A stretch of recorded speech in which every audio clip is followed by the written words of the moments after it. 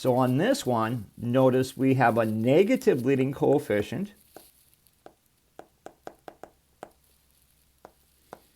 And we have an odd function. So it's going to be exactly backwards of what we did in question 4.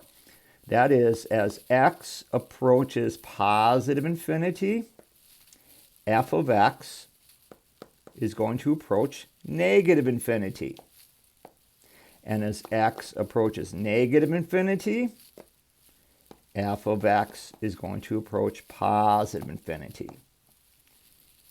And we can check that with a graph. And there we have it. We can see that. And if I zoom in, you can see a little bit of more of a horizontal line in your curve there. And that leads us to the fundamental theorem of algebra. And here's what it says.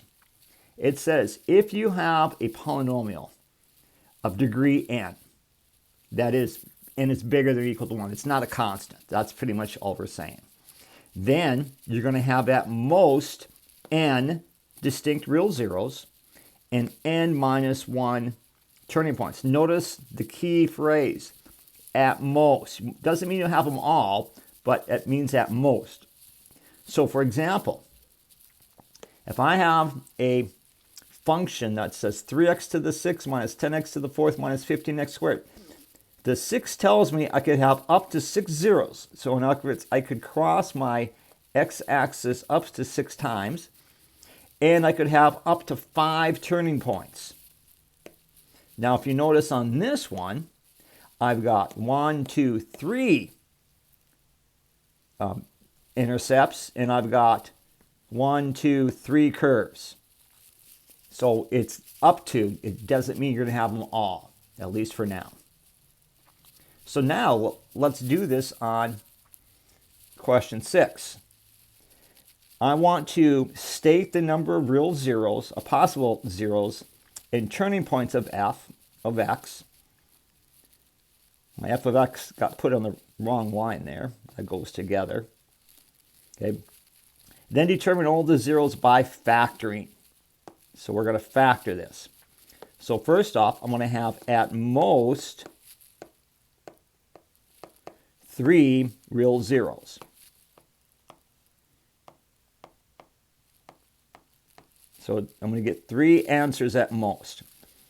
I'm going to have at most 2 turning points.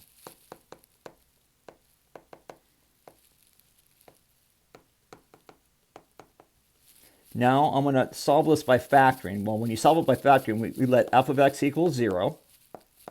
So x cubed plus 5x squared plus 4x. Notice I can factor in x out of that.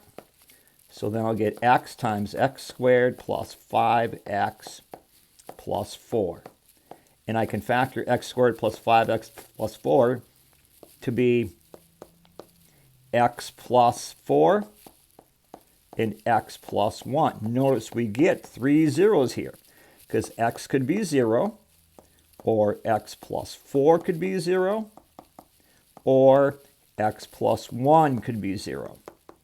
So in other words, in my second one, x would be negative 4. In my third equation, x would be negative 1. So my answers are 0, negative 1, and negative 4. Put in any order. You can put them in any order. It doesn't matter, but we have 3 zeros.